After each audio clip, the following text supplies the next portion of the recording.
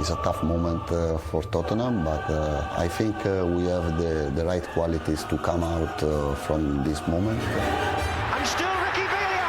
What a fantastic run! He scored! Gascoigne going to have a crack. He is, you know. Oh, it's there! Here's Lucas Moura! Oh, they've done it! The wait for silverware is over!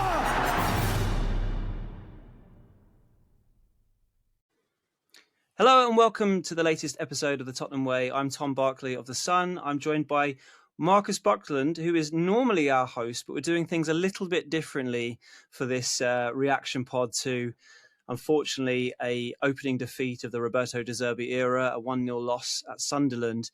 The reason we're doing it a little bit differently, Marcus, where you obviously normally play the host and I play more of a pundit role if you're on it, is I wasn't supposed to be doing this. It was supposed to be you and George, but George, the injury curse that Tottenham Hotspur seem to have has even extended to the Tottenham Way pod.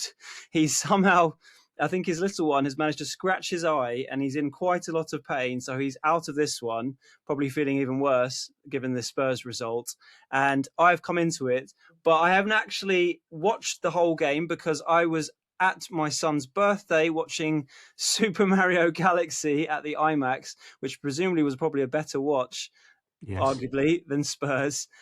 So I have obviously seen some clips from what's out there, and I've watched the press conference and read up about it. But this is an emergency pod in every sense of the word. So, Marcus, you're going to play a bit more of a pundit. I'm going to ask you more sort of obvious questions, and you can fill us in really. So, where to start?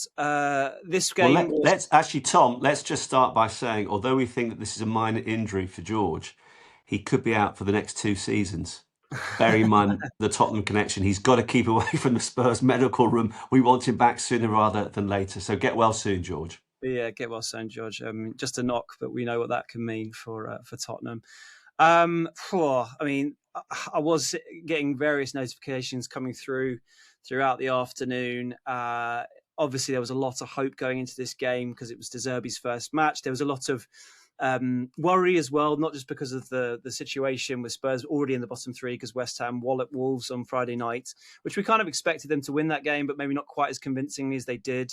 But the fact that De Zerbi, when he came in, there's a lot of debate about whether he was the right man, how long it was going to take for his methods to come through. He himself had spoken a lot about how, for all the talk of tactics and the way he likes to play the game, in this emergency situation and short turnaround, it's really not much about that. It's far more about mentality, which is what he's gone back to again after the game. He's almost sounded like he's going to be more psychologist than manager in this the next few games. But to start off with that, I know there's various things to talk about: Romero, Kinsky, all these different things, what it means losing this game. But your opening thoughts, Marcus, on what you saw from the start of the De Zerbi era, and did that kind of, was the performance, did it back up what De Zerbi was saying? Could you not see a massive difference in style? Was it more him trying to just boost some confidence in some way? I mean, I think that's clearly what he's trying to do. A genius can't walk in and transform this team, a team that has now gone 14 Premier League games, Tom, without a victory, stretching back to the end of December. It is so alarming. And, he has said that he's not going to try and do what he did at Brighton. And we spoke about that before the match and the fact that it took the Brighton players 5 games to begin to understand what he was trying to do. Clearly, he cannot do that in these circumstances. So it was pretty much, I think, what you kind of expected, what you kind of feared. Plenty of endeavour. I mean, the one thing he can do, of course, is change the personnel. He went with a 4-2-3-1. And I've got to say that with the benefit of hindsight, the starting 11 just did not work. We had 3 strikers, but we had no creativity. I don't know what has gone on behind the scenes with regards to Roberto De Zerbi and Xabi Alonso. And Xavi, questions have got to be asked here. Rather than Xabi Alonso. Sorry, that's how I am. I'm down in the dumps here. I wish it was Xabi Alonso. Xavi Simons, because obviously Igor Tudor didn't fancy him. He didn't get on until the 84th minute today. And I know he hasn't been playing brilliantly, but when you've got 3 strikers, you've got to have a little bit of creativity, try and open something up. It didn't work with Bergvall, who was put into that position. We got very little again, I'm afraid, from Conor Gallagher. Archie Gray, he tries his best, but it just did not seem to work. So there's that midfield that's so pedestrian again. And you've got a back four, Tom, that had 3 players yellow carded inside the first 40 minutes. We'll talk more about Romero's injury later, but he was really erratic once again in the first half. He's meant to be our leader. I feared for a moment he was going to get a red card when he was shown the yellow. There was some extraordinary defending when he tried to backflip one dangerous ball. Luckily, Kinsky was alert to the danger. Van der Ven, again, just looks the shadow of the player that he was in his pomp.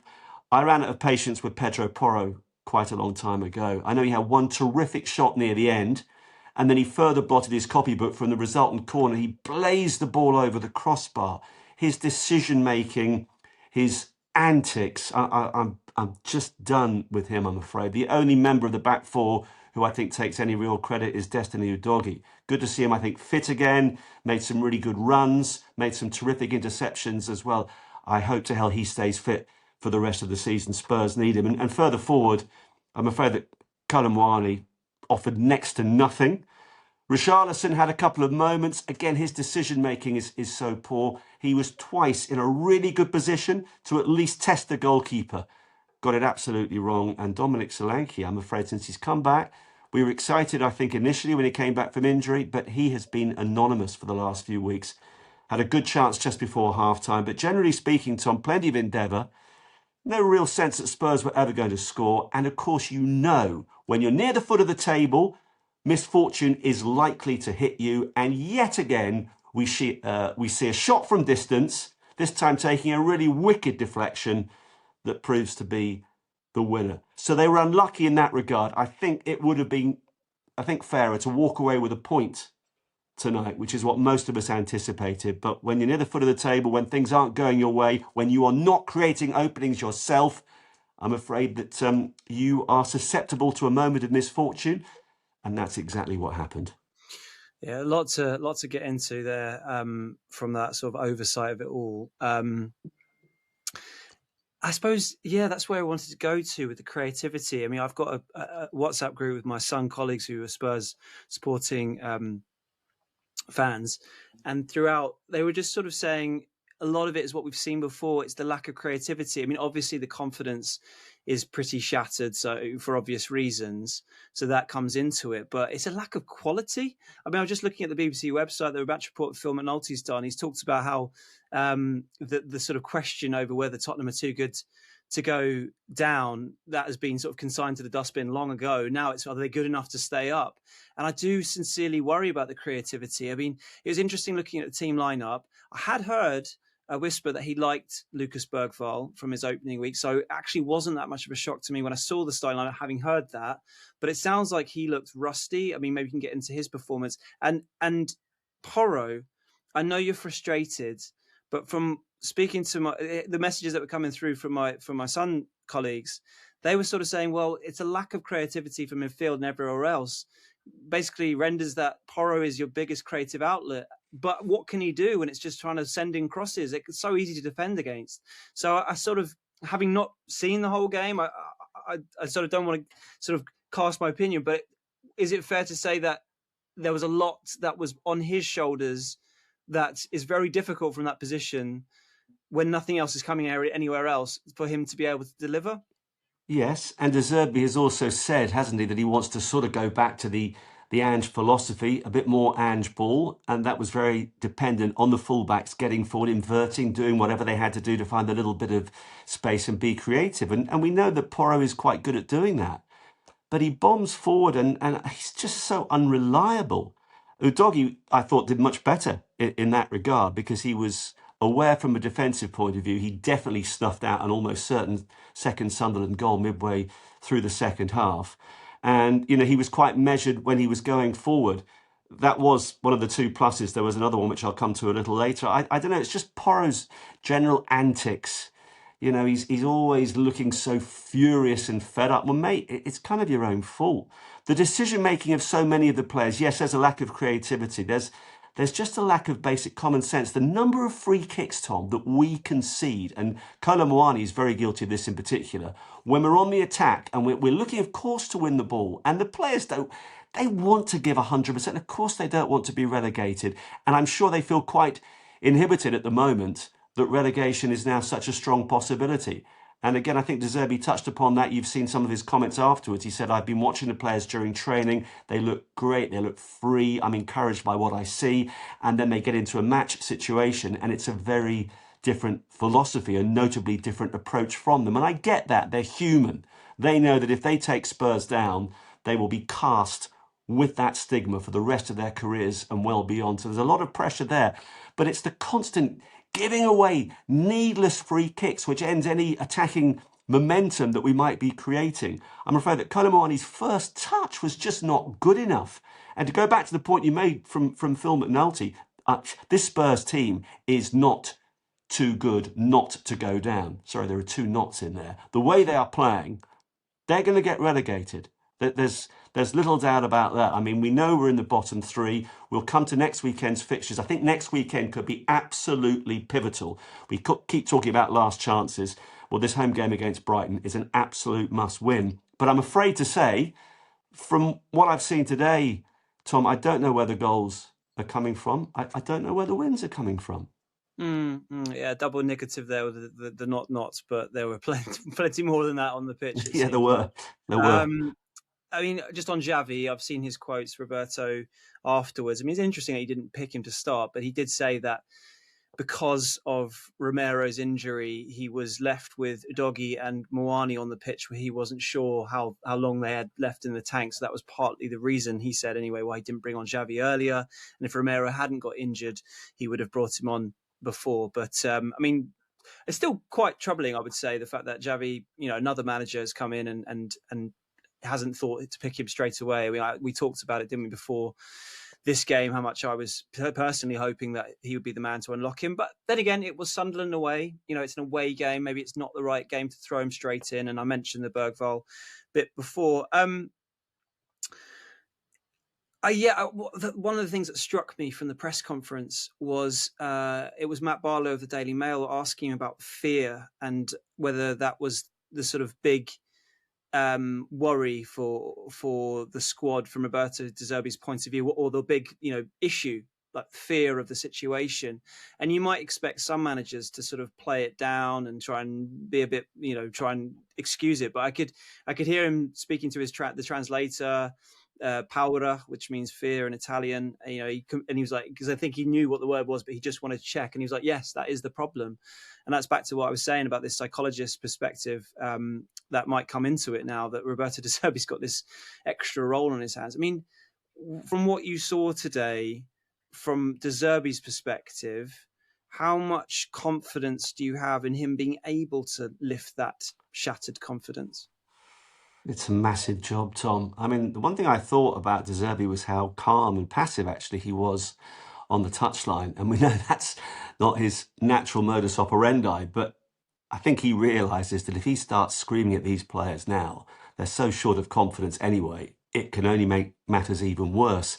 So I have to say there was almost a slight look of resignation on his face at times. In his very first game, they concede the goal, unfortunately.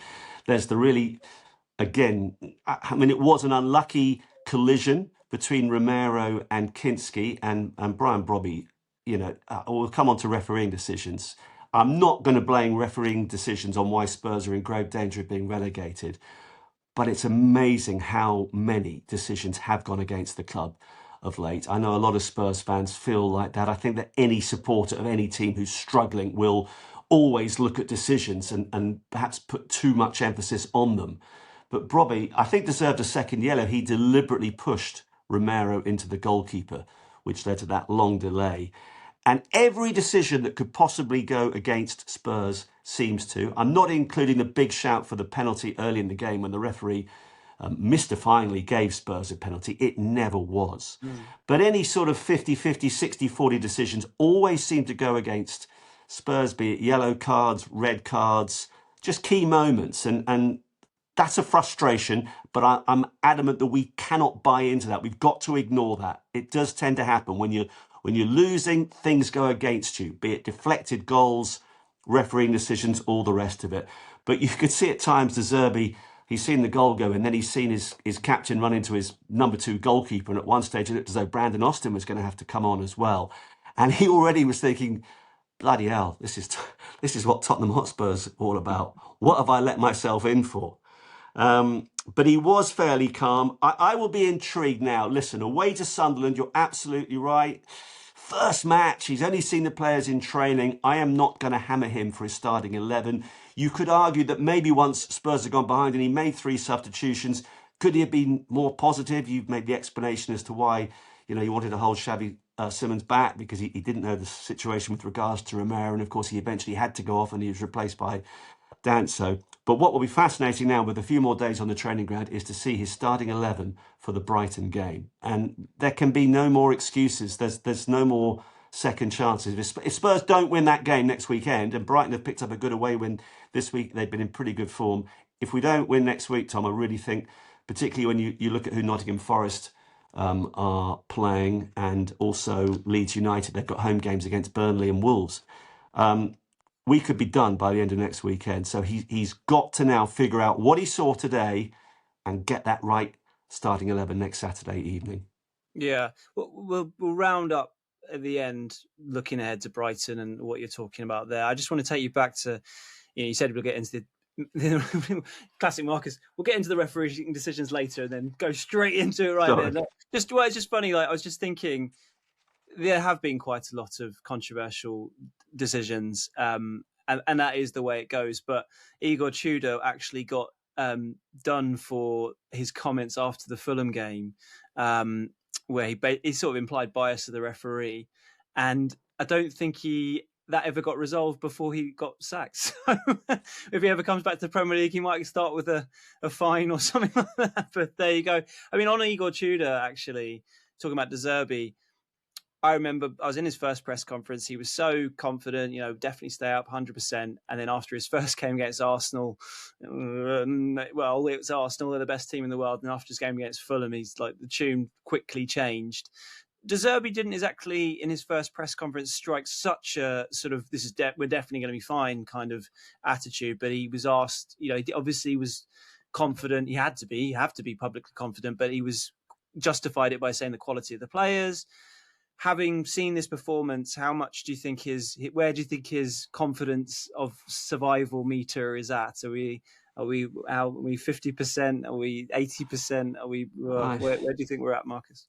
I mean, that's a good question, Tom. I don't know. I think if he's absolutely honest, I think he's going to be considerably more alarmed having seen the first 90 minutes.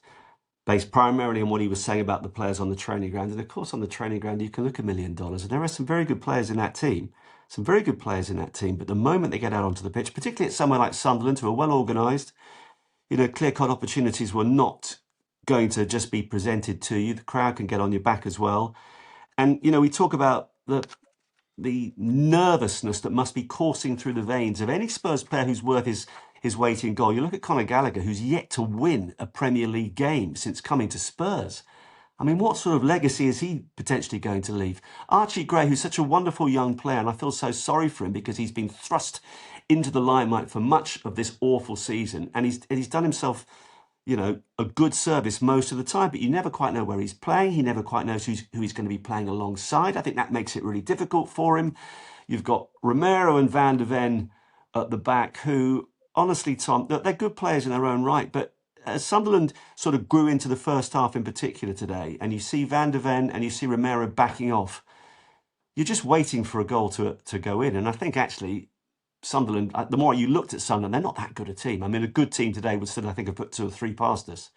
And you look at Romero and these challenges. He got the yellow card in the first half, and I actually put on social media short time after that, I think it's only a matter of time before he gets sent off. And although I didn't want to see him injured, in some regards, as long as he's not seriously injured, and I know that De Zerbi has said big things about just how important the player Romero is between now and the end of the season, he's a little bit of a vulnerability at times. And perhaps that's been rubbing off on Van der Ven. And Danso, limited as he is in some regards, actually, when he comes on, it's sort of, okay, well, at least we're not going to get a kamikaze challenge from him.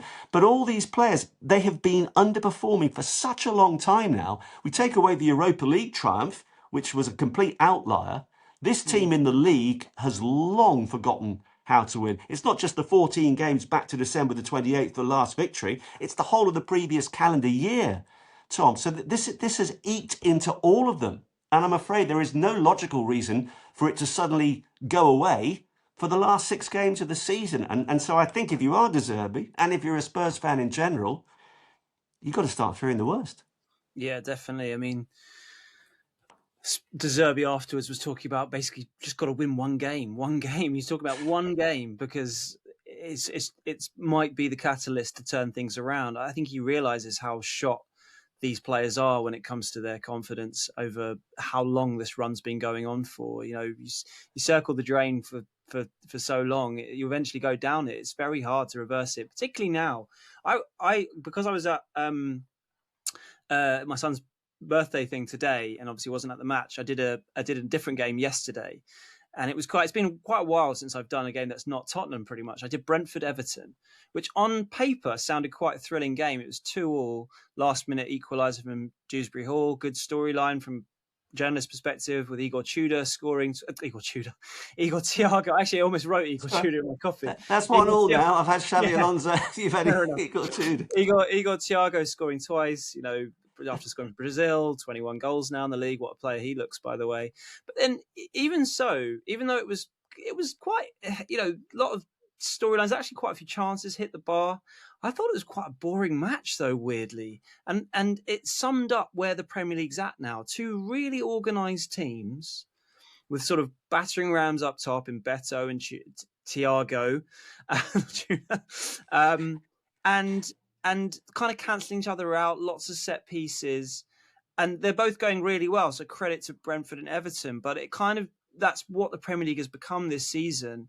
And the teams that have nailed that have done really, really well. But it means that doesn't take much to sort of struggle in those circumstances. And Tottenham kind of, away from home at least earlier this season under Thomas Frank, had that crack to a certain extent. They obviously won 3-0 away at Everton. But now it's gone away from them so much that the quality of the opposition, even if it's not particularly exciting to watch, they're so organised, means that it's just harder than it feels like anyway. It's harder than it ever was before to try and eke those wins out with a bit of luck, bit of something happening like it might have done in the Harry Redknapp years, perhaps.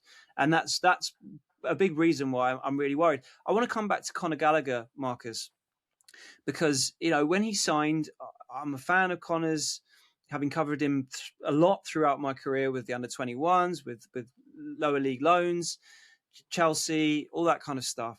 And I did think, as from a character perspective, he'd be a good addition, and I hope he still turns out to be. A lot of people were critical of that signing because of him being basically the same of what they've already got. A bit of a ratter in midfield who works really hard, but not a particularly creative player.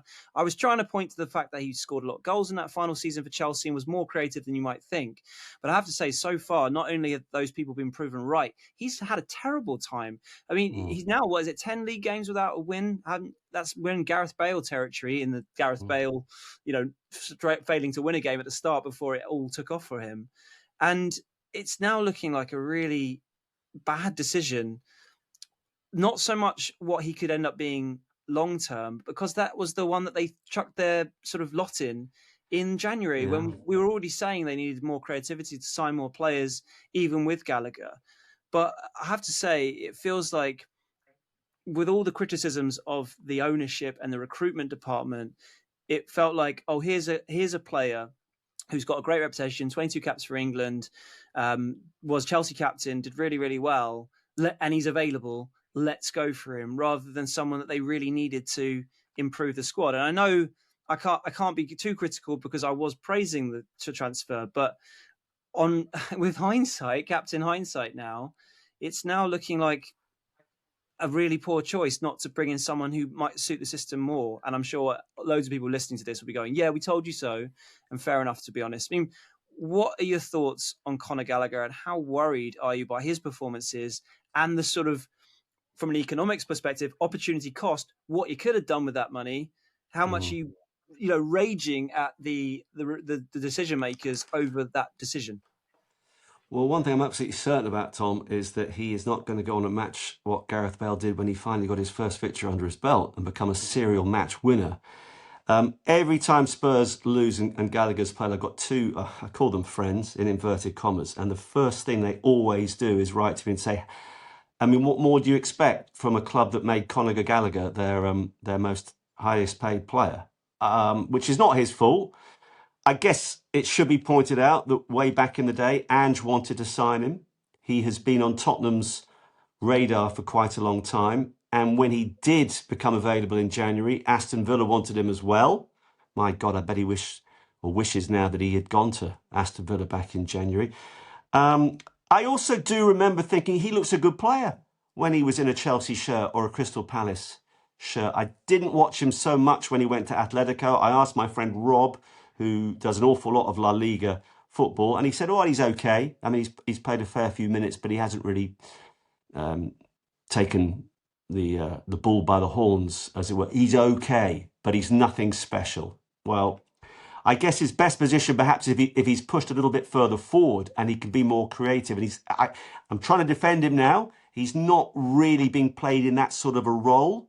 He's a more deep-lying, I think he's meant to be a more deep-lying midfield player who can break things up and then try and find somebody with a bit more creation. He can whip in a good cross. That's the only thing I'll say in Gallagher's favour. If he gets in the right position on the byline, he did it once today, and he has done it 2 or 3 times since arriving at the club, he can put in a very good cross. But no, it's just not working for him.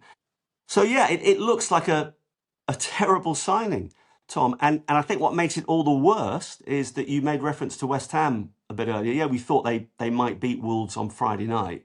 They played really well. And actually, 2 or 3 of their January signings have made a real difference. So all those supporters, and, there were a lot of them, and it didn't actually take rocket science to work it out, who criticised the Spurs board for their lack of business, and indeed criticised what business they did, namely selling Johnson and bringing in Gallagher, have been proved absolutely right. And that's just another reason why it's essentially the club's own fault, and nobody can really complain, I don't think, when we get relegated. Yeah, this is the first pod we've actually done since Mohamed Kudus' injury as well. I mean, you just can't make it up. That'll definitely be a reference point if Spurs go down, or any kind of, tail of the tape of the season. Johnson being sold, Kudus gets injured the next day.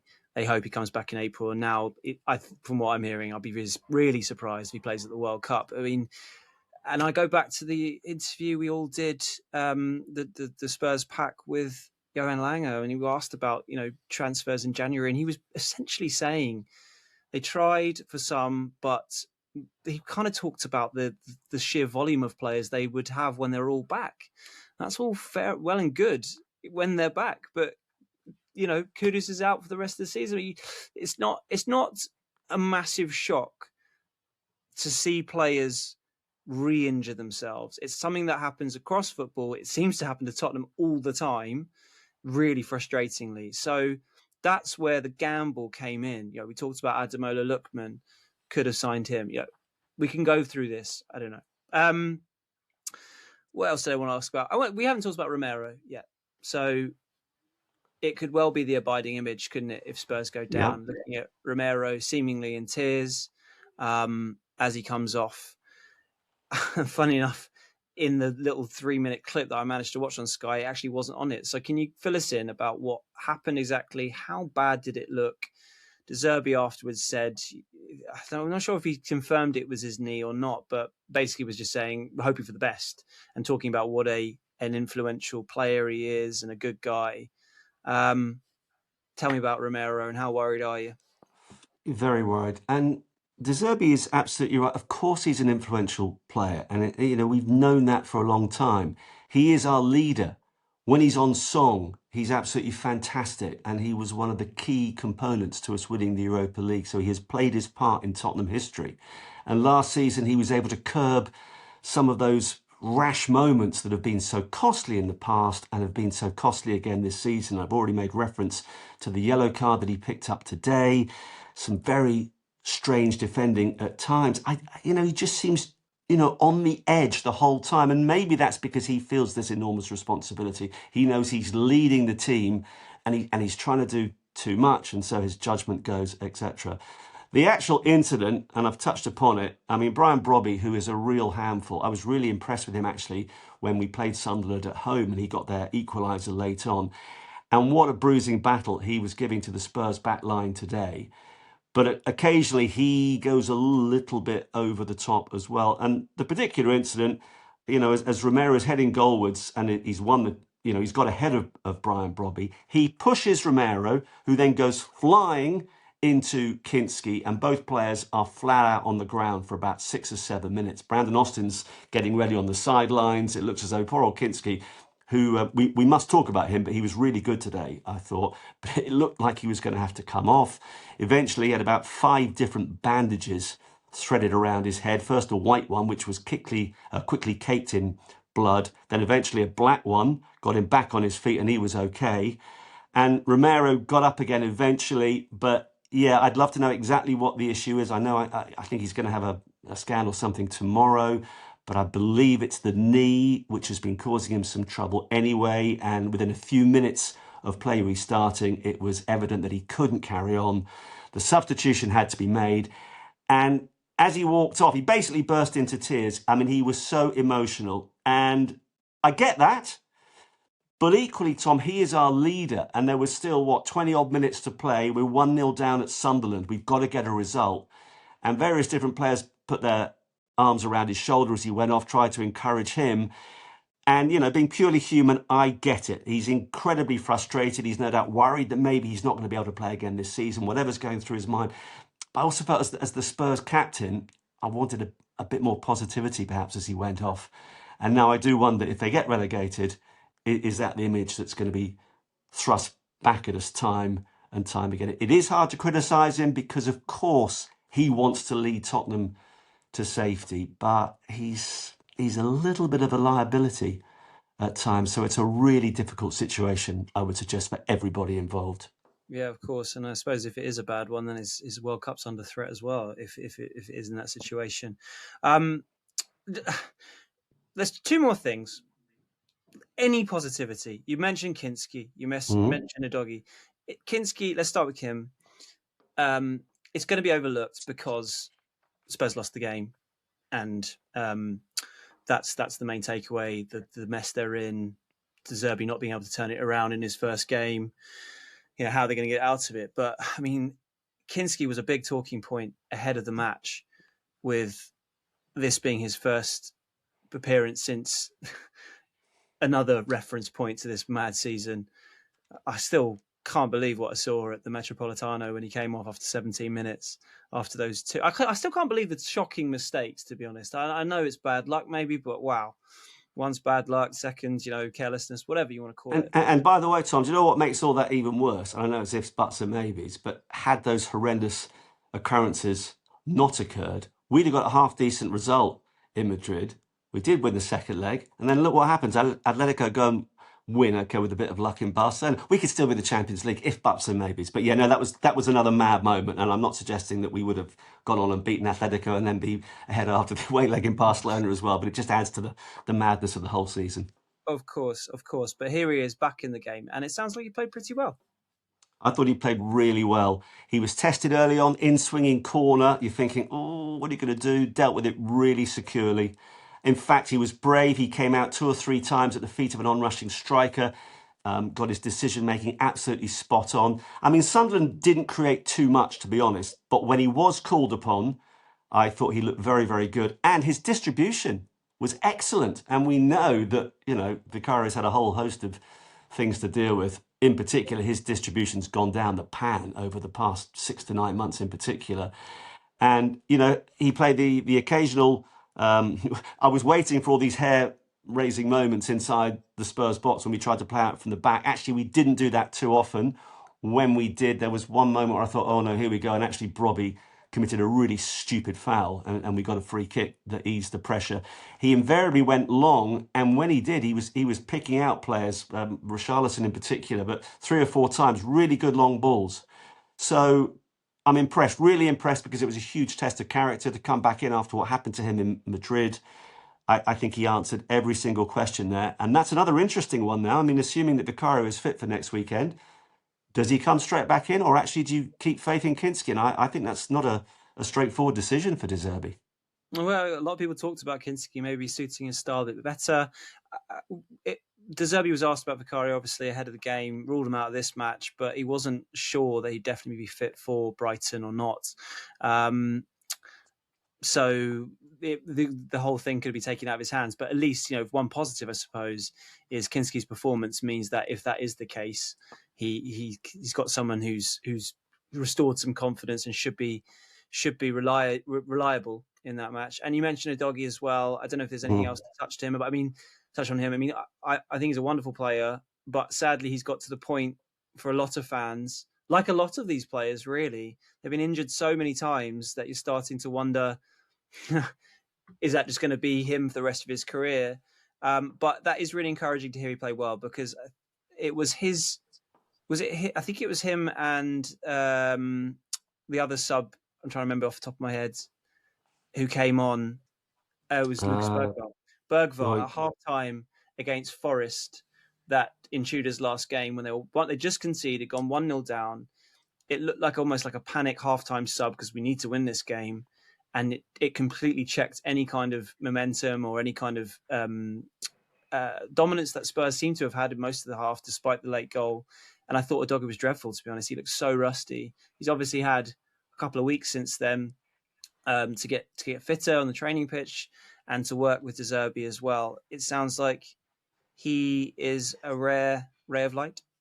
Well, let's not get carried away, because we'll probably get a report on Tuesday that he's picked up a knock in training. I hope he doesn't. The fact we're only going to be playing one game a week between now and the end of the season has to be a plus for him. And you're absolutely right. When he's fit, he's a massive advantage. I mean, I'm intrigued now looking at next weekend against Brighton, Tom, and I've already touched upon how I think this is a really massive weekend, particularly with 2 of the other 3 relegation contenders having home games that they should win.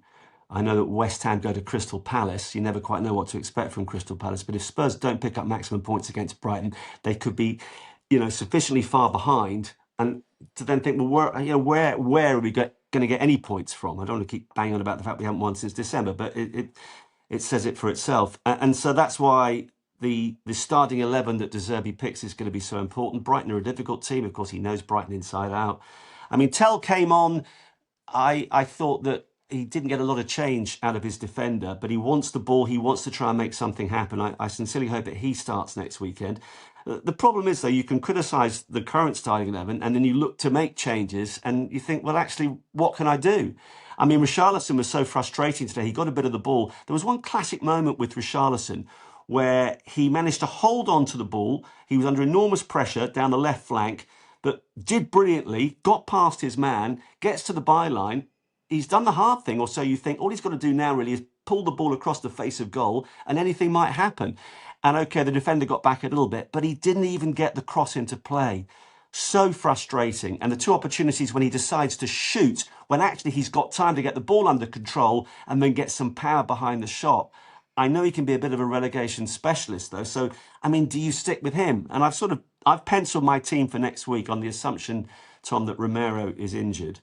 And I think, I think in a way, De Zerbi will be quite happy if Vicario is not fully fit, because then he doesn't have to make the decision about the goalkeeper. But if Kinsky's in goal next Saturday, I'm not concerned about that. The right back position, I tear my hair out over it because we haven't got a lot of options. Porro seems to always be selected when he's fit, and I know he does offer some attacking options. I just don't know what it is about him. I've had enough. I really have had enough of Pedro Porro. And everyone will probably think it's a backward decision to play Archie Gray at right back again, but I want to get Gray in the starting 11. I kind of trust him at right back. Danso, Van der Ven, Udogie across the back. The midfield, this is depressing really in many ways, but I think Basuma has to come back in.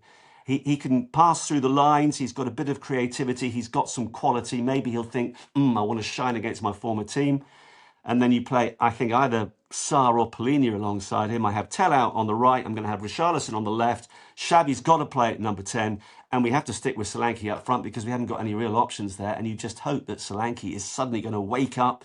And he and Xavi, I still think, could be a decent combination. But Spurs have got to go for it next weekend. That's the De Zerbi way. Let's just ask some questions. Maybe get a little bit of luck as well. We haven't had any of that. Maybe it's our turn to go and go forward and have a shot deflected in from 25, 30 yards. Maybe it's our turn for one of our players to score a screamer from 30 yards, like so many opposition players have done this season. We do need a little bit of luck. If we get that, if we get in front against Brighton, if we win that game, then of course 90 minutes can transform your opinions as a football fan. But Tom, I was so deflated today, not through the lack of effort. The team were trying. The bottom line, and what made it so disheartening, is that they're just not very good, which is an astonishing thing to say about a team that individually costs so much money.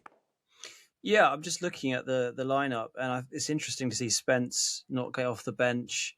Bissouma, you mentioned Bissouma, but he didn't go to him at all today. So, I mean, Spence could. Tuchel still seems to like him. I was surprised he was in the last squad, but I'm starting to wonder now whether he might actually go to the World Cup. It'd be amazing if he not only goes to the World Cup, but maybe gets relegated and doesn't actually play much of a part. Because I'm not wholly convinced at the moment that De Zerbi, from what I'm hearing, really fancies him. But maybe there's time to change it. We mentioned Gallagher. I was going to ask you about your starting lineup, so thanks for giving it. I mean, Gallagher is an interesting one because he talked a lot about Gallagher, or I asked him, but he brought it up earlier in his initial press conference because he tried to sign Gallagher a few times at Brighton, and he was talking how much he wanted to see the Gallagher of Chelsea. And I wonder now, after this first performance, from what I'm hearing and what you're saying about how he got on, whether he might do a similar Igor Tudor way, where he sort of quickly realizes he's the Gallagher he's got at the moment. And not to say that Conor can't refine that form from earlier in his career at some point at Tottenham, but whether within this sort of time running out, whether he sort of sticks with him, that starting lineup will be very instructive next week. I mean, Marcus, I know I've played host today, but you are our resident. Weird. Host, so I feel very strange in this reverse role today. I hope I've made some sense. Of course you have. But on that note, I thought let's flip it just to see it out because you are our host and you are a man in the hot seat most of the time. So why don't you try to give us some positivity to end with, and then see us out with your normal way out, and I won't say anything for the rest of the podcast. Well, hang on, one last one then, Tom. I just want to ask you. We all know that you're a Newcastle fan. Commiserations on yet another away defeat, but you've got Tottenham quite close to your heart as well for professional as well as personal reasons. And I know you didn't see today, but you've seen enough of them. 6 games to go. Do you think they're going to stay up? No, I don't. I'm afraid I haven't for a little while. I know it sounds really negative and depressing, but I just feel like, for the reasons I gave earlier about the quality of the Premier League, even if it's not particularly entertaining, it's just so hard now. And when you're in this sort of form where you just can't find your way out, I just feel like every metric, apart from the name Tottenham Hotspur, which is clearly not enough to keep you up, is going against Spurs right now. They have more injuries to creative players. They can't score a goal. At least they didn't concede twice today, but they still, couldn't keep a clean sheet. Obviously, the confidence is shattered. I was sort of excited. I am excited about the De Zerbi reign, and I felt like that gave me a bit more positivity, even though it came massively caveated with the how quickly is he going to be able to bring across his methods? How quickly could anyone bring across their methods, but particularly someone like him with the way he wants to really play the game? And I have to say, I am. Maybe it's just sort of self-preservation, but mentally I'm gearing up to reporting on, if I'm allowed the chance, a Roberto De Zerbi comeback story in the Championship. I just think it's so difficult, and I do agree. I feel like Brighton at home next week. I mean, maybe he can do it against his former team. Maybe he can do something in the week that between here and then. But Brighton, with 5 wins out of the last 6 games, they're coming in brilliant form. And then it's Wolves after that. So that's the thing to hang on to. But they can't win there, and the results go against them. And there's only so much the manager can do, as much as a sort of a quite an inspiring presence he can be in terms of his the way he manages his players and the visionary style of play. I mean, what can he really do? It's not him who's out on the pitch. And I just look at so many of these players. Just not only do they shot of confidence, they seem to really lack the quality at the moment. And the two things are obviously linked. So it's hard to be positive, which is why I'm not ending this podcast on a lane. Thank you. Well, you are, Marcus. You are. I really appreciate you handing me back the mantle. Yeah, I mean, we certainly haven't had any managerial bounce from. I mean, I've lost track of how many managers we've had this season, but that hasn't worked. Brighton, I mean, my big concern, you mentioned how well they've been playing in terms of results of late and the way they play. I can just see them outpassing us, and it'll be a good win if we get it. We've got to get it. I just hope that 112 proves to be our lucky number. Or actually, let me get my maths right. It's Saturday. Let's change that. I hope that 111 proves to be our lucky number, because I believe come next Saturday in the game against Brighton, it will be 111 days since Spurs last won in the Premier League. It's absolute madness. It has to end. Surely. Please. He's Tom Barclay. I'm Marcus Buckland. For God's sake, come on, you Spurs.